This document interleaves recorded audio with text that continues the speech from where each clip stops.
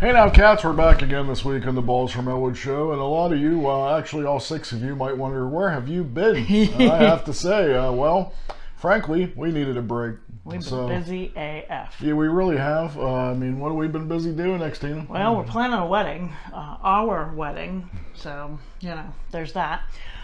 We are also shopping for houses. We're big kids now. What are you going to do about that?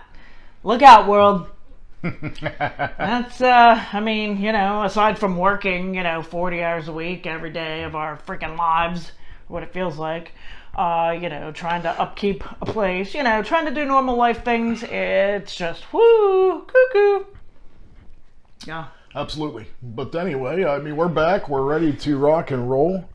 We're bringing you an interview with Michael St. Michael's today. We had Sky Ellwood on not too long ago, and I figured we had Big Braden on, we might as well have Big Roddy on. So from the cult hit, the Greasy Strangler, catch my interview later on with Michael St. Michael's.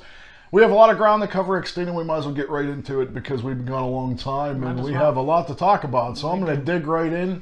I got a ton of shit that I need to talk about movie-wise that I've got to see. I got some other stuff to talk about. And Xtina is dying to bring you an all-new Depravity corner today, which I think you cats are really going to find disturbing.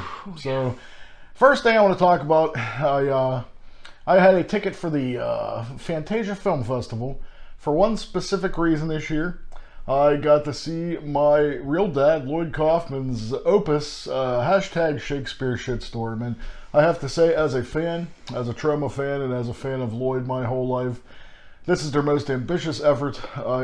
It's as most Troma films, they kind of seem a little, well, I mean, there's really no other way to describe them but Troma films. But underneath, they always have that underlying sensibility, and they're always talking about things that are, relevant in society today.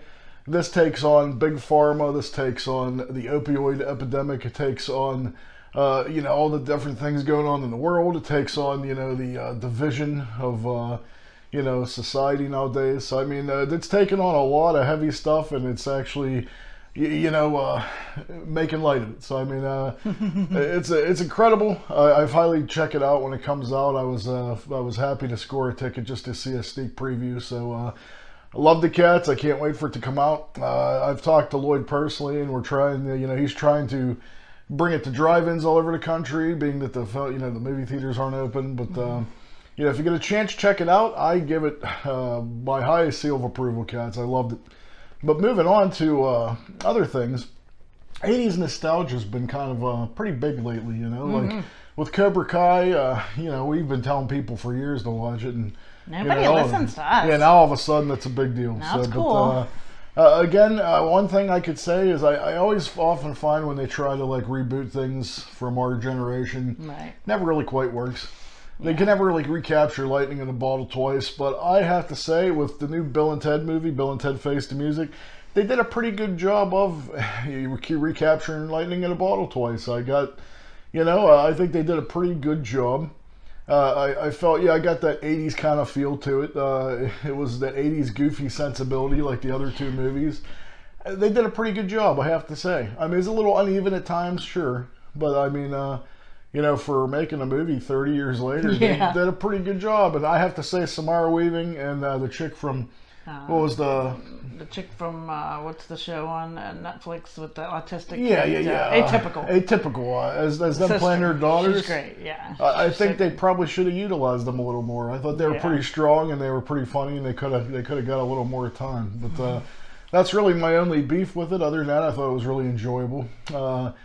Moving along, Shudder's been really, really, as always, a force to be reckoned with lately, man. I mean, between Host, I just read that Blumhouse gave a 3-picture deal to the creators and directors of Host. I think their names Rob Savage and Jed Shepard. They got a 3-picture deal just from Blumhouse seeing their little movie they made on Shudder, and now they're big time.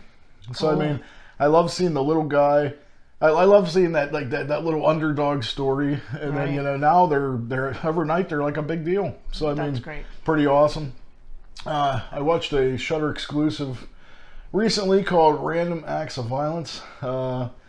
it was a kind of a typical slasher. It was about this guy. He writes comics about this serial killer that's never been caught.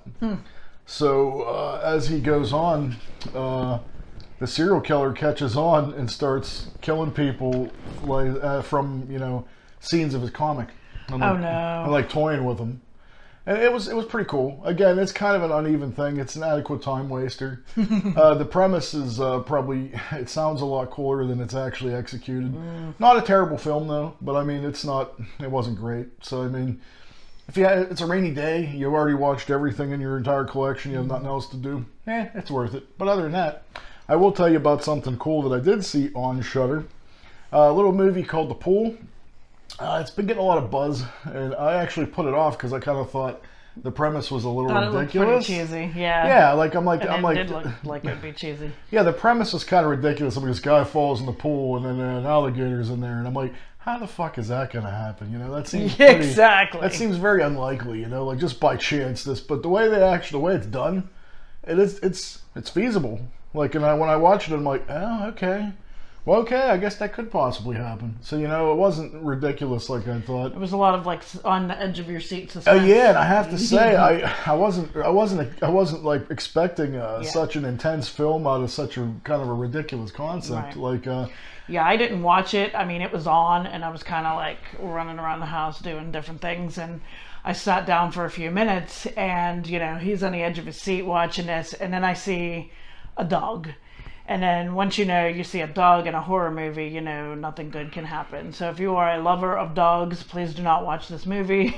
The one scene I saw lives in my nightmares now, so please do not, if you love dogs, watch this movie. That's all I will. Disclaimer. I have to say, man. Watch all the people die in the world. But it's a very intense film, man. Like, it's one of those things where you're just like, wow, this possibly couldn't get worse. And then it does. And then you're like, well, surely it can't get worse now, and then it does, and then you're just like, holy man, just fuck! You're just like, it really, it's riveting because I mean, it's ridiculous as it sounds. It could happen. Yeah, that's what I said. That's what turned me off from watching all this time. I'm like, that's fucking stupid. Yeah, if you live in Florida, man, it could happen. Pretty great Louisiana, film. Oh yeah. I stand corrected. The pool was pretty intense. I loved it. Very cool. So please check that out. Another, not horror related, but something that Xtina and I has been enjoying lately. We watched this little Netflix original series. She had recommended she wanted to watch, so we watched. Why don't you tell them a little bit about it? Okay, Love on the Spectrum. Now this is like it's a reality show about autistic folks in their early 20s trying to date. If you think dating's hard now, as a regular person, try having a disability. Try having autism where you're super socially awkward and have a hard time as it is making eye contact and making interpersonal relationships with anybody. It's fascinating to watch. There's a lot It's also heartbreaking too. It is, yeah. It's so hard for these people, and you can tell they just want to be loved. Yeah. And they just want to do anything they can to have a significant other, and just watching them get sometimes it turns out great, and sometimes you watch them crash and burn, and it just gets you. Yeah. What I do love about it is they do have social workers, that are specific to autism that'll come in and talk to the folks, and they help them out. Hey, let me give you this scenario, and then what do you think you would say? And they kind of try to guide them in a way to keep a conversation flowing and things like that. But one of my favorite things about this is how blunt they are. And I feel like we could all learn a lesson from this. Yes. When you're dating and you're just really not into it, but you feel like you don't want to hurt somebody's feelings, so you're like, okay, sure, maybe we'll go out again. Yeah, they're like, yeah, no, I think we're done. And so it's which makes it kind of funny, but it's also hey, sure, why waste people's time? Just be blunt. And that way there's no nobody's wondering in their heads, what did I do? Oh my God, what did I do? It eliminates all that bullshit. So there's a lot of good about it. It's highly entertaining. It's heartfelt. It's pretty hilarious, pretty cringy at times, pretty endearing all over. So Love on the Spectrum, give it a chance. It's only a few episodes. It's 5, 7 episodes. Yeah, it's not a long time. So it's a good watch, though, I have to say. Yeah. I enjoyed it thoroughly, and I you know what? I kind of learned something on one of it. So.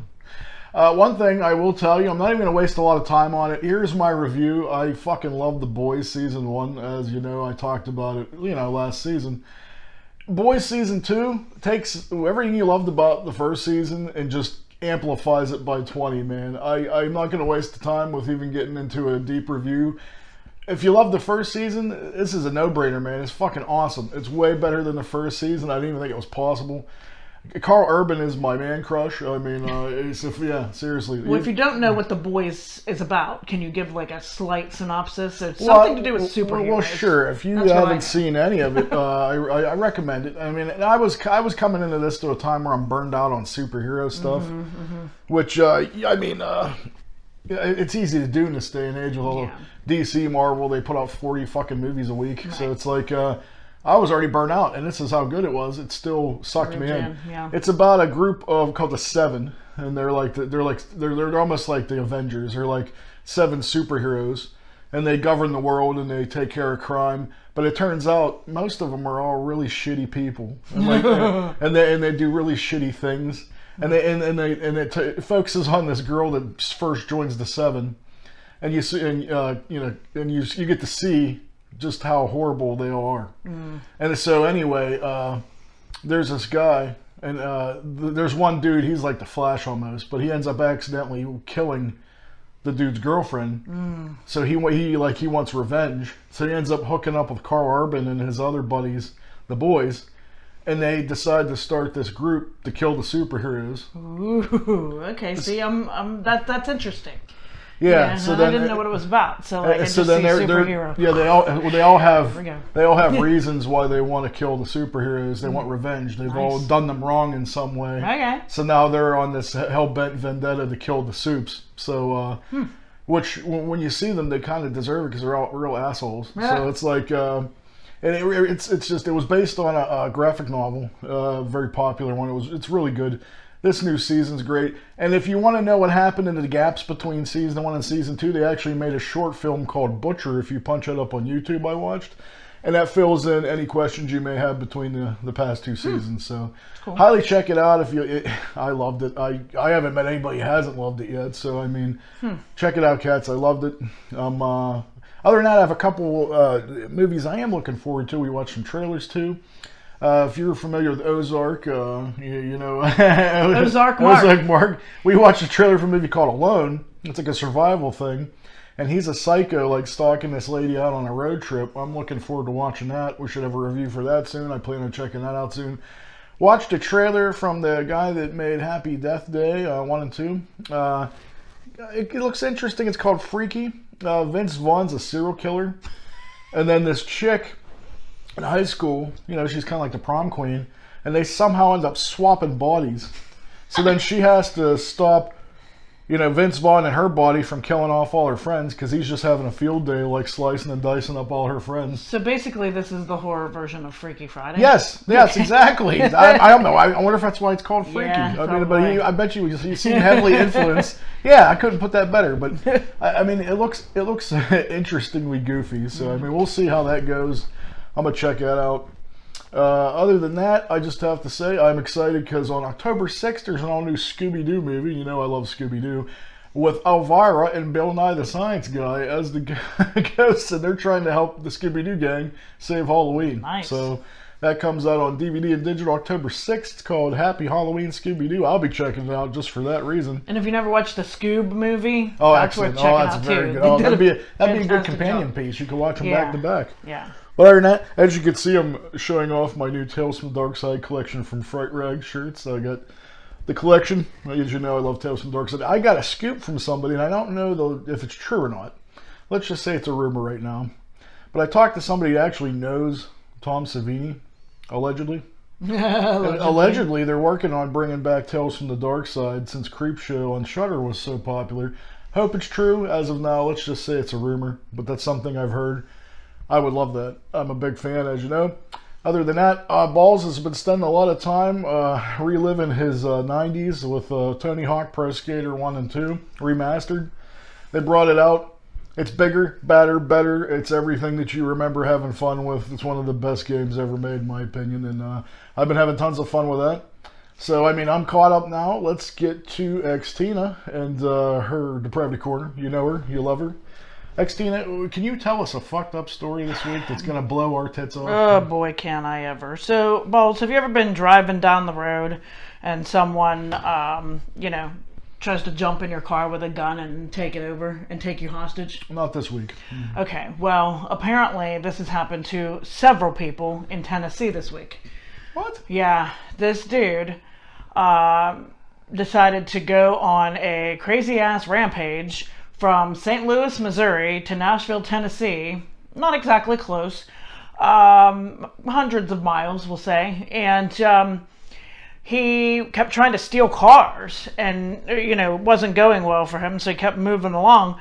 But he initially, I guess, pulled over this truck driver woman and tried to get in her car, and she, of course, wouldn't let him. And I guess in the process, when she put her hand up like this, shot her through the hand. Oh, shit. So she's lucky that's well, all. That's better than getting killed. Exactly. So, I mean, she's an older lady. I mean, probably in her mid to late 50s or so. And so she's, she's at home healing, and hopefully she heals up. But, I mean, the trauma, she said she's having, that's all she sees when she closes her eyes at night now. People tend to forget that, yes, you didn't die, but I think it not that it's worse than dying, but like even as something as quick and simple as I got my hand shot out, like that'll fuck with you for the rest of your life. Like this poor lady, I mean, granted it's only been 5 days, but she's gonna still need a lot of therapy. I mean, that's all she sees when she closes her eyes at night, So lucky for her, things, aren't so bad.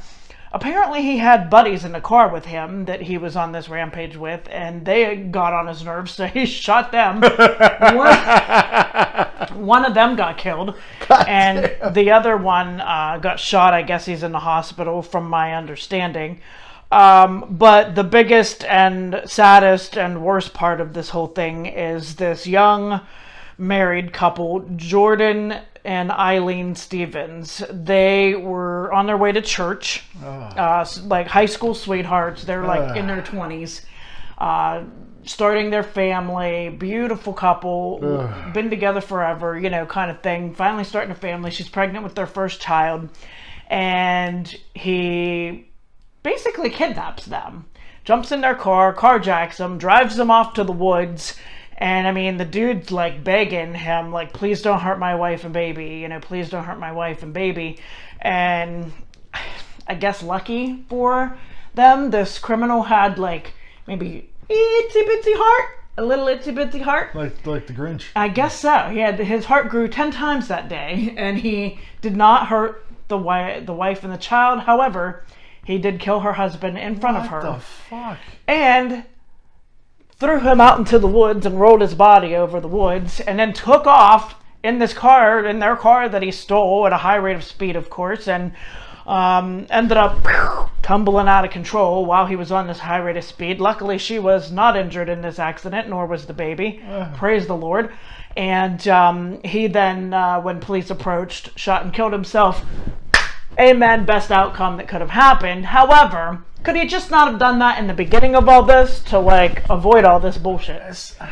If you're like feeling like you need to go on this crazy ass killing spree, just do the world a favor and shoot yourself in the head. I'm sorry, but maybe that's wrong, but I mean, what the hell? Now this poor girl not only has no husband that she absolutely loved with all her heart and had this amazing love story, and they were good Christian church-going people. She's a little elementary school teacher. I mean, we'll put their pictures up. You can see them. They're just adorable, and it's just so freaking sad. And of course, the dude who did this is a fucking monster, and he shouldn't have even been out of jail. He had I guess a huge record. I don't have all the details of his record, but he had done some armed robberies in the past. He should have still been in jail. He was out on probation or out on parole.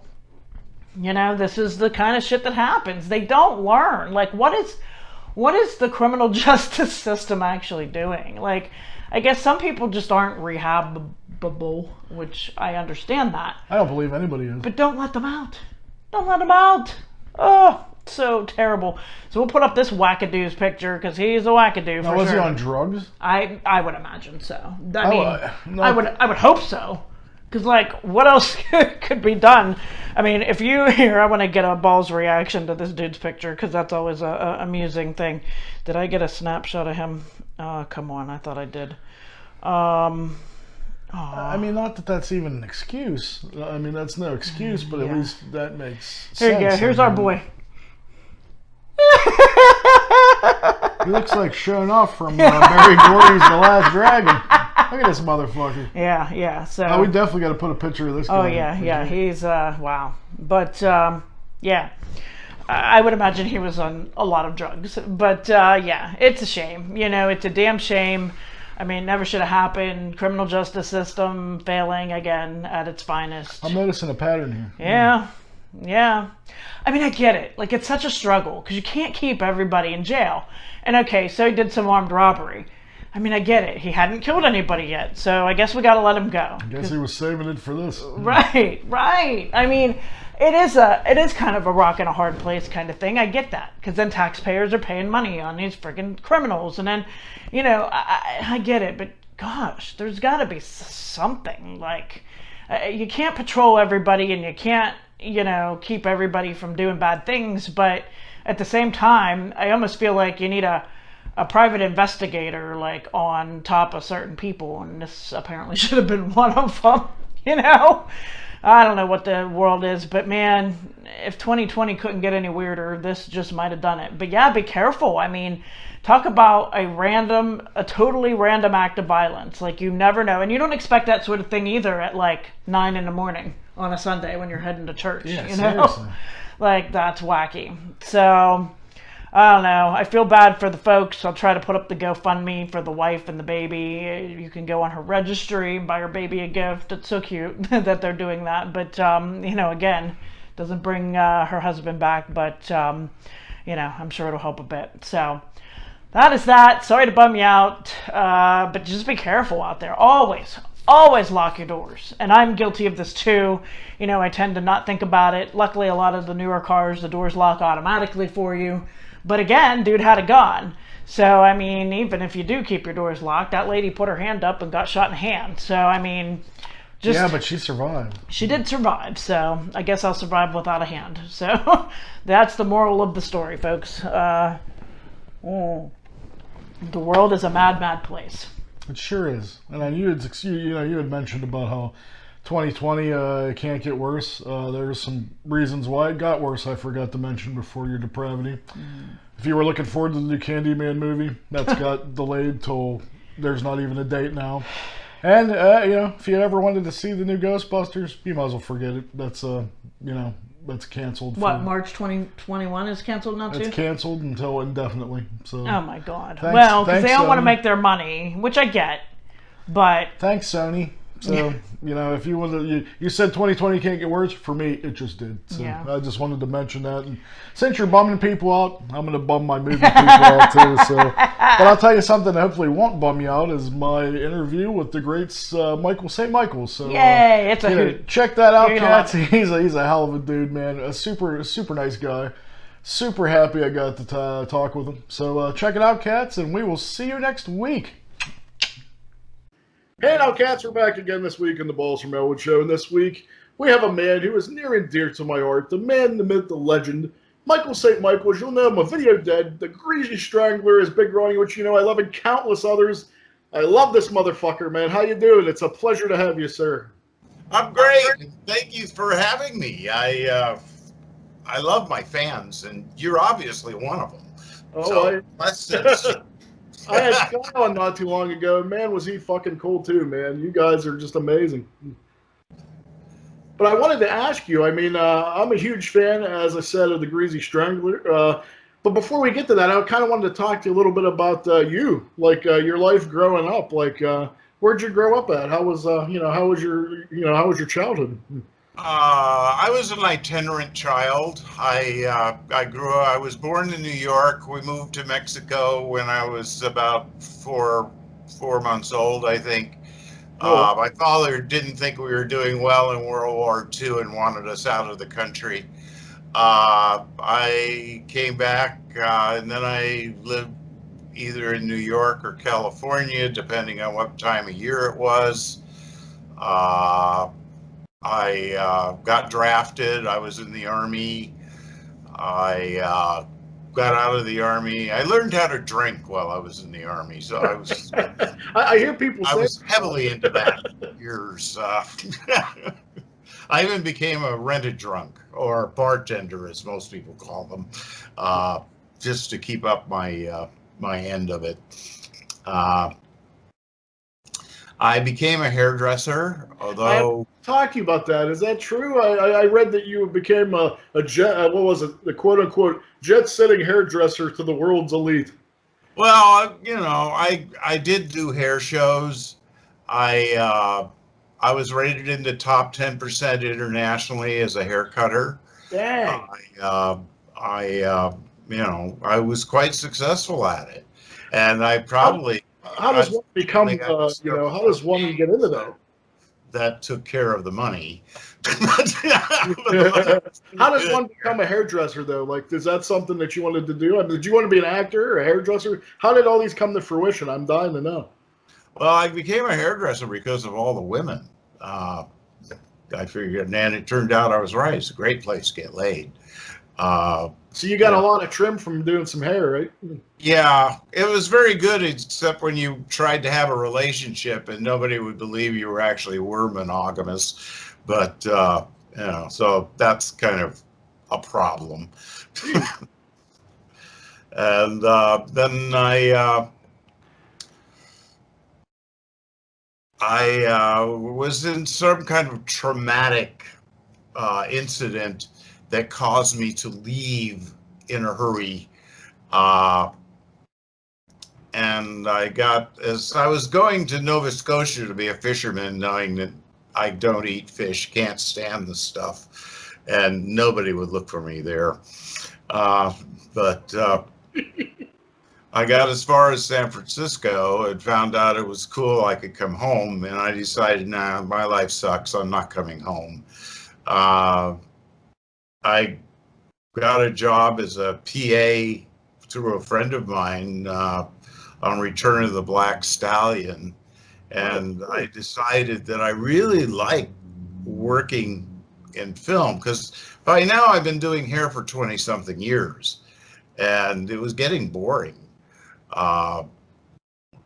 And there's nothing about the film business that's boring, aside from waiting between takes or setups or sometimes, but I kind of enjoyed that. It gives me a time to take a nap.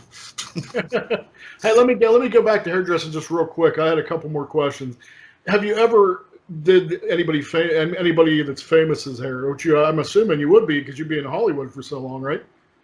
I worked in Palm Springs and Laguna Beach, depending on what part of the year it was. Then I worked in San Diego. I did Spiro Agnew's wife. I did. You cut her hair too. Yeah, and I did Mama Gabor of the, Zsa Zsa and Ava, and and a couple other people like that. I met. I did cut Steve McQueen's hair once. Oh shit, that's awesome. Well, that makes me wonder too. When you're a hairdresser, do you ever have people that come in and they're not satisfied, and how do you handle that situation when somebody's unruly? The worst was a guy who came with a shotgun because he didn't like the way I did his wife's hair, and I'm still here, so that worked out. But I didn't want to do her hair in the first place. I told her what she was asking was impossible. And she wouldn't take no for an answer, and like an idiot, I went ahead and tried to do it, and it didn't work. Which you told her from the beginning, so that's on her. Yeah, it wasn't like I was trying to do failure, because I had too much pride in my work. I did make a mistake once, and I worked with that woman and her hair for almost a year before it was okay for her to not have that problem anymore. But because that was my life. I was very dedicated. Now let me ask you this: what was your very first big break acting wise? Was it? I mean, what would you consider it? Video Dead, or what was the first thing that you actually felt like? Oh, I'm an actor now. Well, a play at Fort Mason called Visions of Simone. And then somebody called me up and asked me to do some parts in a feature for the Pussycat Theaters. They used to make parodies of hit movies. Oh, cool. And but they also had lines for people who did not have sex in the movies. And I was much cheaper than the guys who were banging me. Although they were probably having more fun than me. I would hope. But no, that's really hard work. I think that is the hardest thing anybody can do, I think, is sex on camera. I mean, that's just... Oh, absolutely. I mean, you're performing. It's very animalistic. You've got to pretty much perform. I don't know, man. I mean, especially at the time, I'd be a lousy porn star, I think. The camera will only hold at most 10 minutes worth of film, and some of these scenes are a little more than 10 minutes. And but I got to learn a lot because I worked with a couple of people. In fact, the one guy I worked with had an Oscar. He also had a lot of ex-wives and kids and Disney movies. He did these things to keep himself afloat. But we did 2-camera 35 millimeter shoots. We'd shoot a feature in 2.5 days. Wow. Some we did in 1 day. It's a lot of running.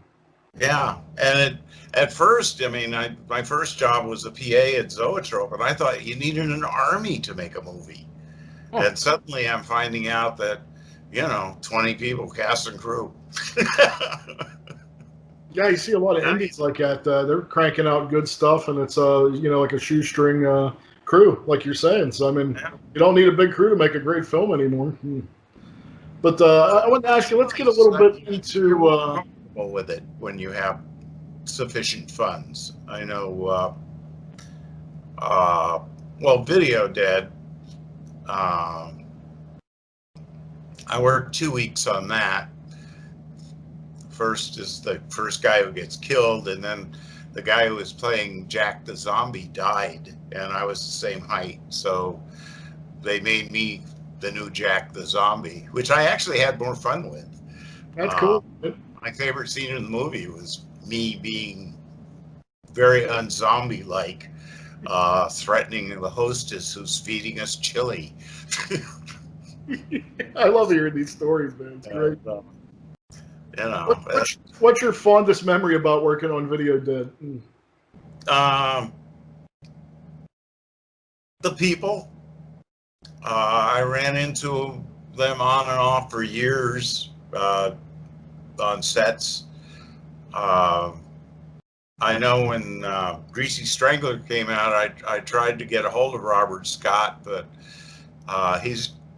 what I heard is he's first AD doing episodic television now. And because he went all Hollywood after the success of that movie. I can't believe it. That's amazing. And actually, I was pretty happy with it too. The money was way more than I expected. And then the distributor went bankrupt and it ceased. And now MGM has it. And I don't think it's ever had a proper Blu-ray release yet, though, right? Yeah, it's got a Blu-ray and a thing, but it was a limited partnership, and I own part of it.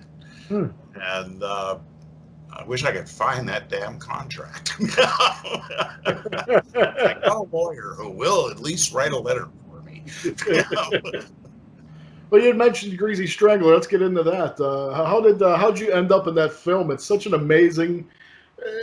just an experience. Like I've seen it so many times, and it never gets old to me. It always makes me happy. I mean, it's such a weird and incredible movie. It makes me laugh. I almost piss my pants, dude. I recommend it to everybody I know. How do you end up in a film this way? I mean, do you read the script and you're like, wow, this is so fucking crazy, I have to do it, or how does it happen?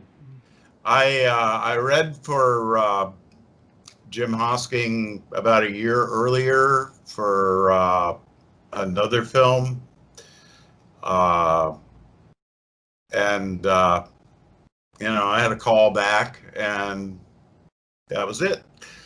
And about a year later, a friend of mine, I did a little short called "Making It" with Katerina, and she said they were looking for me. So I went up and found them, and they brought me in and handed me some sides and had me read it, and then they worked with me really hard.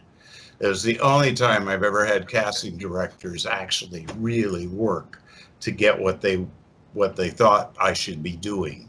Well, see, that's what I want to ask you. I mean, what was the preparation as an actor to prepare for that character? It's such a complex and multi-layered character. I mean, so they had a vision of what they wanted, and they would just work with you until you got it. Or I mean, during the audition, yeah, I was there a couple times, and it was usually for a few hours each time. Is it hard to get out of that character though once you've been in it? Like, say, a whole day shooting? I mean, is there anything special you do to get into that mindset, or it just kind of comes natural? The hour and a half to 2 hours I had to spend soaking my head in the bathtub to get rid of that crap in my hair was enough to get me out of that role. Yeah. And then I'd have to prepare for the next day, and and I hadn't read the script before we started shooting. I was 3 or 4 days into it before I even signed a contract. Wow. I screwed up. I should have asked for more money. But yeah. I think you deserve it from about that. All I knew is I'm doing this. I seem to be okay at it. I'm trying really hard. It pissed me off when it didn't go well, and that showed apparently. But and then there were surprises along the way with that, like Jody. The day before, they said, tomorrow you're Jody. I had no idea I was Jody until that moment. I was so behind, and I'm dyslexic, and I have a lot of other problems, that I was only reading the Greasy Strangler parts. And Jody had, left those pages and went on. And Jody turned out to be probably the most fun of everything we did, mainly because everything fell apart during every take. The nails fell off, the teeth fell out, the mustache fell off. Oh, that's hysterical. What was the? I mean, I probably know the worst part. I probably wishing all that shit off you all the time. But what was the best and worst part about playing Big Ronnie? I mean, surely it's probably at the end of the day wishing all the junk off you, right? I kind of like throwing a guy. I can't. Oh, that's terrible. Please forgive me for getting your name. Holland, I think maybe. Anyway, for throwing him into the candy machine. I kind of enjoyed that night. My favorite kill was Oinker. Oh yeah. Although that was probably the worst day I had on set, because I was in grease outfit, and it was 6-8 hours of just sitting there in this. They had to build a tent around me because the neighbors were complaining about this obscene character out there. You should have peeked at her window. Yes. Now, at first they had me sitting in a director's chair with a garbage bag over my waist, but that didn't cut it either. And it was so cold. because that stuff, it's called ultra ice. It would give you frostbite in the middle of Sahara in the summer. Holy cow. It's not pleasant at all. And that's everywhere too, huh? Yeah, well, no, it's just around your neck, though, and that's where your blood flow is highest. So, you feel it in your shoulders, your arms, your chest, your back, and Do people I'm sure people recognize you publicly now and yell shit at you like bullshit artists. Do you get that a lot? I very rarely get anybody yelling at me. I do get recognized. I'm always surprised when it happens. I mean, I'll be walking down the street and somebody will come up and say, "Aren't you?" And or I was on a train coming back from a film in Syracuse, and this guy said, "You know, you look just like." We're sitting in the dining car, and yeah, that's really fun so far. I've only met one scary. I was just going to ask you, have you ever met any fans that are a little cuckoo? Well, they all need therapy. I'm one of them. I'm not, nothing personal, but you should get some too. I don't disagree. But it's just. I had a phone call from somebody. I don't know how they got my number, but I was a little spooked by that. But they haven't called back, so I guess I'm okay. That's good. Well, if you're out there and you're watching this, leave him alone, motherfuckers. Jeez, that's terrible. Spooky. Yeah, if you want a picture or something with me, I'll be glad to do it. I mean, without my fans, I don't exist. And since the Greasy Strangler, I have fans. I mean, dude, everyone I know loves you. So that's awesome. A woman in Canada did this. That's awesome. Have you ever got any trim because of the Greasy Strangler? That's what I want to know. I think I've had the opportunity, but I'm a little paranoid. I'm also very old and decrepit. I mean, with all the lawsuits and everything, that's true too. And I don't know this person, but probably I know if it was back in the days when I was still a hairdresser, I would be. Now it's like you got to worry about your dick being on the internet. So I mean, that's I see what you're saying. So you wake up the next day, your dick's on TMZ. So I totally understand. So. But are you still in touch with anybody from the movie, like cast members, regularly? Well, Sky and I do some, festivals together and sign autographs and things like that. It's always bummed, man. I never got to see you in Pittsburgh. I don't think I was in Pittsburgh. Yeah, I don't think you guys have made it down there yet. And Sky's from Pittsburgh. Oh, yeah. He used to be a local band down here. Yeah, I know. He was a musician. And I still haven't heard him play. But they're good.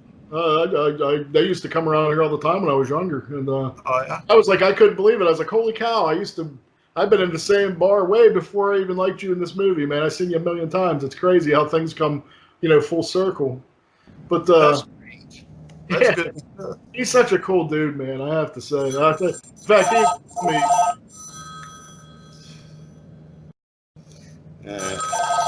Sorry. Hello?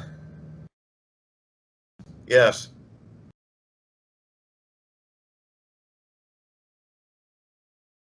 I'm doing a Skype interview right now. I really can't talk, and I don't have any money anyway.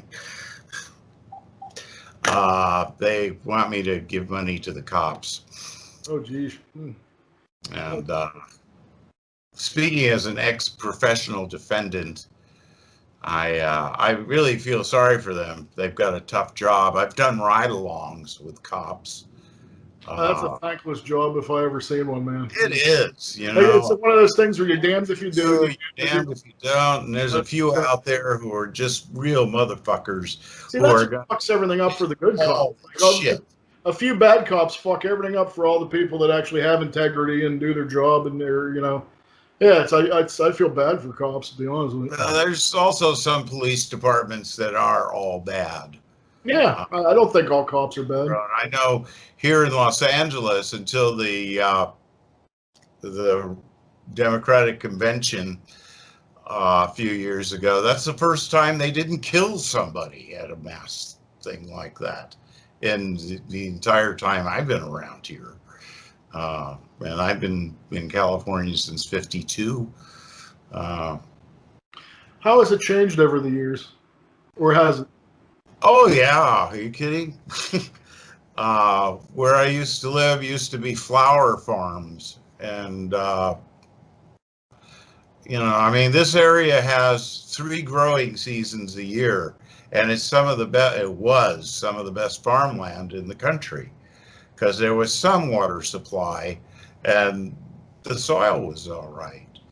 But, we have a bad habit of building on it and poisoning it. And that's what we've done. Do you think we'll ever see a sequel to the Greasy Strangler, or those characters again somewhere, sometime? I really don't know. I know Jim isn't interested in it. I was told there were 15 potential Greasy Strangler scripts. Oh, wow. And while I was shooting it, I was thinking, well, you can kill me off in the second one. But but I think it should be a musical. Oh, that would work so good as a musical. I mean, it's like, Little Shop of Horrors. That was I love Little Shop. cheap play, cheap movie. Yeah, you can't make it too big a production. It has to be. And then, and then it had a second life as that musical. Start writing, man. I think you got a winner for sure. Nah, I don't do that sort of stuff anymore. I'm just an actor. Give me some lines, tell me who I'm supposed to be, and that's it. That's great, though. Are you a horror fan as well? Sometimes, yeah. What's some of your favorites? It's really hard to say. I didn't really like, the Halloween series. I like Pumpkinhead. Oh, I think that's one of the best suits ever. Like, I wish they'd go back to conventional effects like that. Like, Yeah. you're never gonna see a monster suit that good. Stan Winston. Oh, very good choice. What do you think what scares you? Like, what scared you as a child? Like, what do you think is the scariest movie ever made? Like, is there something that just unnerves you no matter every time you see it? There was a science fiction movie that I saw when I was a kid that gave me bad dreams for about a week. And a guy was outside the spaceship in his spacesuit. I don't remember the name of the movie. And a meteorite went through his helmet. Oh, wow. And just that little thing, I don't know, it just got to me. And like I said, I had bad dreams for about a week after seeing that movie. And I saw part of that movie on TV not too long ago, and I was like, God, what a piece of shit. I do that. I think it's stuff that terrified me as a kid, and I watch them like, I must have been a dumb little kid, man. Like, this shit's real. I mean, I went to see all those Ellwood films, and there was one where the alien was actually a midget under a rug riding down the hill on a tricycle, and he falls over, and the rug falls off him, and they left that in the shot. That reminds me of the Killer Shrews, where they just got dogs and they tape carpet parts on them, and they're like, "There's the Killer Shrews," and put in the vampire teeth and that kind of thing. There's almost a certain charm to movies that shitty though. Like I can't not watch them. Like, I'm in love with that kind of stuff, man. I love bad. Like Attack of the Killer Tomato. Oh yeah, that's great. I'm an extra in that. There's a party scene. Was it the first one? Huh? There was only one, I thought. Oh no, I think there's 3 of them. Really? Wow. There was Attack. There's Attack, Return, and Killer Tomatoes. I think is Eat Paris or something. Ah, good for him. But it was the same guy. It might have been. They might have got handed off to someone else. Like George Clooney was in the first one, right? I have no idea. Like I said, they had a thing on the radio, said anybody want to be an extra in this thing? We're going to go party. I was a dirty hippie at the time, so a bunch of us went down there and partied. Oh, yeah, that's a classic. You've been in so many cool flicks, man. I have to say. Let me ask you this: what would you prefer when you're cast in a film? Would you rather be cast as a hero or the villain? I'm assuming the villain's probably way more fun. It is. I would just like to have a character that's got some substance to him. I try and bring that to it and give the character a life. But as an actor, you're a tool of the director. So if you get the job, it's the director's call, and you just have to give whatever it takes to do that. What do you consider to be the scariest movie of all time? Is there something that scares you as an adult that you've seen, or are you just so jaded by everything you see, nothing scares you anymore? This was well, it's not really. I mean, it is a horror film. It was called When Turtles Can Fly. Never even heard of that. I know it's an Iranian film. Huh. And it was about after Saddam Hussein went into northern Iraq and gassed everybody. Mm-hmm. This was the leftovers, mainly some kids, a few old people who escaped it. And the kids made their living by clearing minefields. And they were led by this 12-year-old. And it's heartrending. But it's, and then at the end of it, you find out it's a documentary. Holy shit, are you serious? And the high point of the thing is when the Americans finally come to northern Iraq and quiet the situation down. I'd seen that movie, The Devil's Double, and it was about his double and then he had his sons, and that was a pretty interesting flick too. I got to play the devil once. It was a student film called The Fashions of the Christ, where I'm a fashion designer, Satan. I think I would love to see suddenly that. Where you got all these Jesus robes taking over the scene, and I'm really incensed by that. Heads rolled, literally. Is there any place you could see that? Is there any place you could see that? I have no idea. I haven't even seen it. Well, I saw it once. But most of the time when you do student films, they say they're going to give you a copy and all this junk, but a lot of times you don't get them. What do you consider? There were a couple I really wanted to see because I wanted to see what I was doing because it was something I'd never done before, and I still haven't seen any of those. But that's a bummer, man. I'd love to see that stuff. What do you consider to yourself to be the worst film ever made? Like no socially redeeming value. Yeah, they came from within. Oh, shivers. Is that Cronenberg? That was the one where the little penis-shaped things crawled out of the drain pipe in bathtubs and attacked women. That was it. Yep. Yeah, that's probably. And Christine. I just couldn't.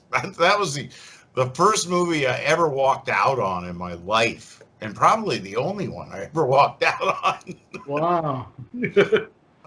Let me ask you this: have you ever had any supernatural experiences? Once, under a full moon, I was in somebody else's head, and I was seeing what they were seeing, and involved, and we ended up getting into an argument about that in their head, and I knew the person, but we talked about it. about a year or so later for some reason. But a couple times that has happened, and I try and avoid full moons and being exposed to them since then. Man, I've heard of that before. I read about all that stuff. I've read that several times, especially. That's amazing to me. If you could be crossbred with an animal, like, did you ever see Jeff Goldblum in The Fly? Yes. Like what animal would you pick and why? Ugh. Hard one. Probably a cockroach, because they're totally indestructible. Yeah, you can cut their head off and they'll still walk around for 10 years, you know. Or, Yeah, after a nuclear war, that's the only thing that'll be here. Styrofoam and fucking cockroaches. Hey, that's a good answer. Let me ask you this. Can you name me something that everybody seems to love and you just can't understand why? Like, why? Off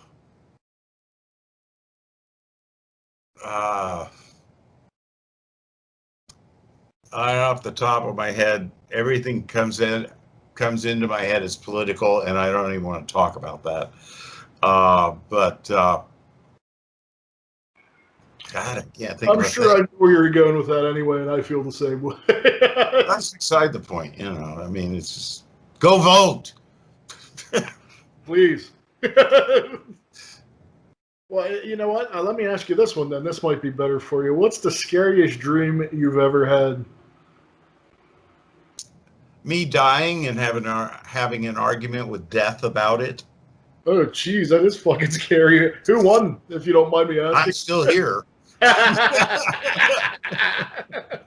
That's true, man. Well, I tell you what, thank you so much for being on my show this week. I wanted to ask you, what's next for Michael St. Michael's, man? Well, I don't know. I've been asked to go to New Zealand for something. I'd love to do that. There's a thing called The Third Floor, which may shoot in Las Vegas in September or October. Well, in October or maybe November. I know in October I'm going to do Mad Monster in Las Vegas. Oh, nice. I think maybe it's not Mad Monsters. Days of the Dead. Anyway, I'm supposed to do that, but who knows? I mean, by then we may be shut down again. Corona. I'm sure Corona's been messing up a lot of stuff for you guys. Yeah. I had 5 films scheduled this year, and I did one, the Smash Mouth 2 with Bill Wheaton, and everything else. You know, I had 3 or 4 personal appearances, and I actually thought I was going to be making some money this year, but no. Do you have a cameo or anything that we can plug? Blind. I'm a blind person in Blind, and I say bullshit. I mean, do you have like a PayPal or anything? The 7 ways to achieve eternal bliss through the teachings of the sacred Storch. That's about a cult. An Evening with Beverly Loughlin.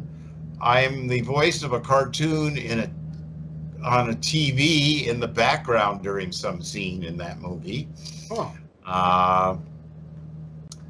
I sneak into a lot of weird shit, you know, if I can. Do you have like a PayPal or a Cameo or anything that my fans can donate to keep you going? Send it to my post office box or send it to Rebecca. You know. Well, how do we find you on the net? No, I'm okay. You know, I only solicit around my birthday, which is January 31st. You heard him, Kev. Hey, where can we find you on the net so we can keep up what's going on with you? You just go on your social media, like I see you're on Facebook. Well, I do Facebook, but I'm kind of losing it with them. They changed to a new system, and I got it back to the old one, but it's still not. I hate when they update stuff, man. I just finally get used to it, and then they change everything. Yeah, and that's the only one I do. But most of the people I work with are no longer on Facebook. I don't know how to do Twitter. Instagram and I are lost. So, other than that, man, I just want to say thank you so much. It was a pleasure talking to you, pleasure meeting you. It was completely awesome. In close, I want to say thank you, Michael St. Michaels. You are a legend in my eyes. I love you, man. Peace and love, sir. Blessings to you. Stay safe and get therapy. I'll need it, yeah, definitely. No, thank you so much. No problem, This has thank been you a so really nice interview. I appreciate it.